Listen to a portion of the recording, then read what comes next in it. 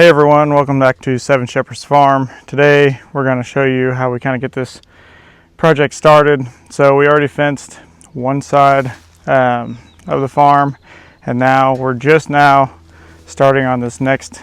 It's just a little bit over 700 acres on this side, but really only 200 of it is in grass, so the rest of it's wooded. So it's going to be a little different than the last portion that we fenced off. So here's kind of how we're going to start it.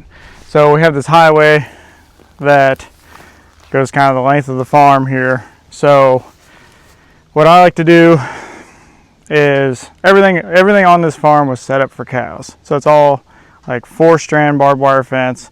This here would be the only 5-strand barbed wire fence because it was on the highway.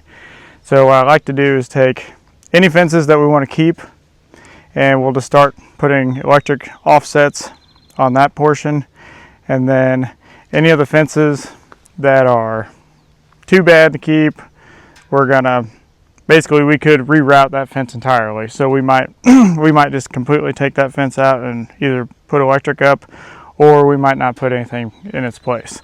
So how I kind of like to start these projects, like I said, is pick the fences you know you're going to keep, the ones that are still in good shape, and start with those first, and then you can kind of work your way out from there. So this one is a perimeter fence and it's in really good shape, so that's a good starting point. So we're going to put, what we did this morning is we came out, and the very first thing we did, we just drove some fiberglass posts. So we're like 6 inches off the barbed wire fence here with the post. And then what we're getting ready to do is we're actually going to put 2 strands of electric on this fiberglass fence here that's offset. Usually we just do one, but since we're on the highway, we don't want to take any chances. We actually thought about putting woven wire on this, but it's just super expensive to do that, and on rental property it's not worth it. So I don't know if it'd even be worth it if we owned it. So the offsets work really well. So we're going to put 2 strands of high tensile fence here, and then this is a 2-mile long stretch. So this is going to be a project that's probably going to take us all summer. So we're just kind of bringing you along as we do this project and show you how we convert it from, a cattle farm and sheep proof all the fences. So there's a lot of water tanks. None of the fencing will hold a sheep. There was not one strand of fence on this side of the farm that would hold a sheep. There's no woven wire.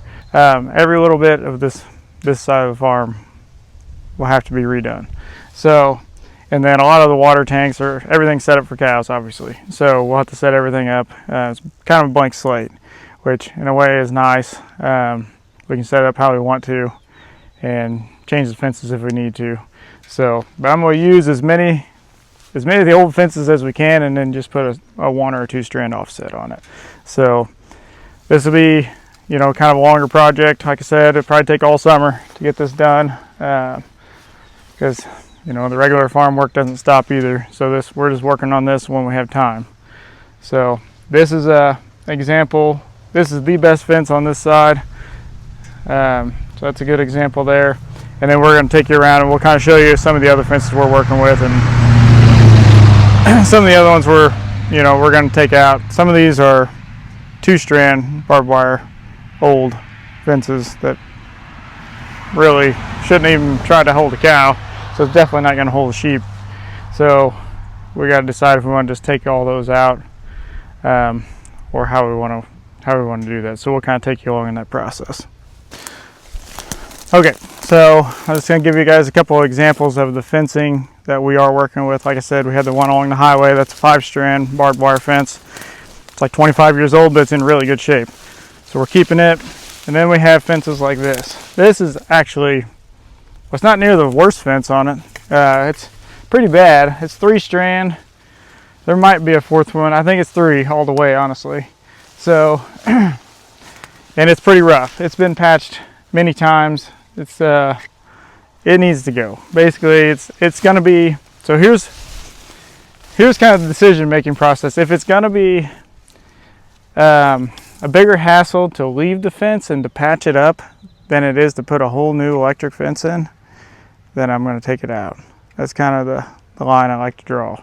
If it's good enough to where this isn't going to get wrapped up in my new electric, like if I have to put an offset, it has to be good enough to where it's not going to get wrapped up in my offset at least. So if it's not good enough to do that, then it needs to come out, in my opinion. So this one here will come out, and I'll just put an electric fence, you know, 2-strand electric fence here, freestanding, instead of doing an offset on this one. So, because all these wires, they're pretty rotten, and they've been patched. Yeah, they've been patched numerous times already. So, now let's go and I'll show you another example of the fencing we're working with here. Okay, so we're at the another example of the fences we're working with. This one here is a little bit harder to see because this is how a lot of the fences really actually are. This one's, it's tighter than the last one. That's just because it has trees growing up through it so much that it's actually tightening the fence. I've personally fixed this fence every year since I've been on this farm, and the wire is pretty rotten. So it is a 3-strander again, and it has so much brush in it that you can just barely get to it. It's really a nightmare to work on. So this is a kind of a situation where you have to kind of weigh your options. You can either take the fence out, which is actually going to take a lot of time as well. So we do have a high lift, so I could in theory come along here and push all this out, but there's a lot of T-posts and things in there that probably be worth saving, and you don't want to get them all the wire caught up in your tracks and things. So plus it costs a lot to push all this fence out, so you have to weigh your options on these things. Like I said, this is a rental farm, so you know, if you owned it, that would make a difference too. There's only so much money you can really spend whenever you don't own the land.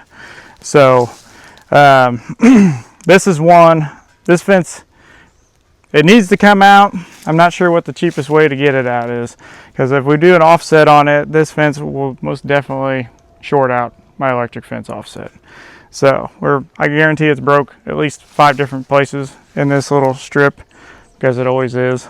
It has a lot of dead trees along it, and as you can see over there, there's 2 dead trees right there in the fence line.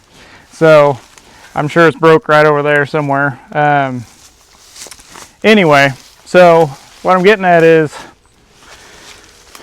this place has about 10 different kinds of fence on it. There's a few of them that are worth keeping. Most of them either need to be taken out or at least have gaps cut into them so that if sheep do get behind them, they can get back out without getting trapped down in the woods, because it dives off. It's steep right here, so there's a reason, you know, they stopped clearing right here. It's steep and rocky on this side of the farm, and but yeah, we're still kind of weighing our options on this one. I'm inclined to take this fence out and then put a 2-strand electric fence up.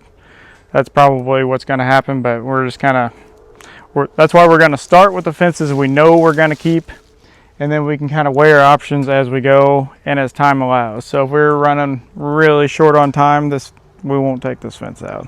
We'll do something different. But start with the fences you know you're going to keep. That's, I guess, my advice on a piece of property, and then kind of work your way out from there. So I could actually, what probably a lot of people would do, and in my opinion is this should be a crime, is to come out probably 30 feet and then just put up another fence out here, so I don't have to take that fence out. I could just leave it, and then I could just kind of start out here where it's nice and open and just run an electric fence along here. Should I do that? It would definitely save me a lot of time and money and effort, but we would also be losing, you know, 30 feet of grass by doing that all the way around this field, and I just can't make myself do that. So it's an option if you wanted to do that. It's definitely an option. I'm not going to do that because I just can't stand to see the fields grow in. You can tell this one, it has already grown in some. which is why you can't find the fence anymore hardly. But I'm not gonna let it grow in anymore. So if anything, we'll extend this out a little bit. But that's also another option if you want to put up something, you know, quick and cheap. So, all right, we'll go on to the next site. So we're up here at another site that we're gonna show you here. So this is our water tank setup, one of them that we have on this side of the farm. Let's see, we have 3 of these tanks. No, I guess we have more than that. We have 5 of these tanks on this side of the farm. So we'll either modify, it's too tall for a sheep. So we'll either modify it and put some blocks around this and make it to where the sheep can drink out of it, or we might just put a quick coupler on it and run a little small tub out here like we do on the rest of the farm. That's probably what we'll end up doing. There's a good amount of this farm that doesn't have any kind of pressurized water on it. So we're going to do quite a bit of water projects too. So it's not just strictly going to be fencing to get this ready for sheep. We're definitely going to do some water projects. Probably do some more over the ground water lines with some of that polypropylene pipe, and then try to get it, like I said, so somewhere we can push the water so we can intensively graze more of this farm. Because right now they have to walk a long way to get to water in a lot of these paddocks. So we're definitely going to do that so we can split this piece up more than what it currently is. So yeah, if any of that interests you, any kind of fencing projects, any kind of water line projects, we're basically taking which is 100% cattle farm and turning it into a sheep farm. So like we said, we just kind of wanted to show you from the very beginning on this one. I know the last one we kind of jumped in middle of the way. So this is kind of the raw piece of ground that we're going to work with and make it into what we need it to be. So this side of the farm, since we've gotten sheep, we haven't been able to graze it. So it's been, you know, 6 months or more since it's had any kind of livestock on it. But you can kind of see what happens to your forage after, I guess it's been since last summer, so it's almost been a year since we've had anything on here. So this is kind of what happens whenever you don't have livestock on your land. It'll grow, but then it kind of goes dormant and dies off, and then just, there's really not much, I mean, there's a lot to eat up here, but it's all dried out and it's really not much nutrients left in it. So a lot of this just needs to be eaten off so we can get a fresh start. So the sooner we can get the sheep on here and they can trample all this grass on the ground and eat what they want, and it'll definitely be good for this ground to have livestock on it. There's only so long you can go without livestock before it starts to turn into brush, for one. So if you look on that side, that's only a year. I mean, those locust trees just take off if you don't have anything over here to kind of nip the tops off, which the sheep, they'll love those. So what we'll do is just brush whip that off, and then we'll have the sheep will kind of take care of those locust trees for us after that, and we'll just keep them whipped off low enough to where they can eat it. But the forage over here is suffering because of the lack of livestock. So we could hay a fair amount of this part of the farm, but then you always have to put fertilizer on it too. So anyway, we're going to put livestock on it. We're going to graze the whole thing, and we'll kind of show you what the difference is before and after, you know, the livestock were on here too, because the grass is really going to take off once you get that livestock on. So if any of that interests you, please consider subscribing to the channel. We're also still going to be doing, obviously, all of our normal sheep moves and all of our normal farming activities that we have always had on the channel. We're just doing this in our spare time, and this is kind of the next big project that we're going to take on while we're doing all of our normal stuff. Thanks for following along as we take on this next project.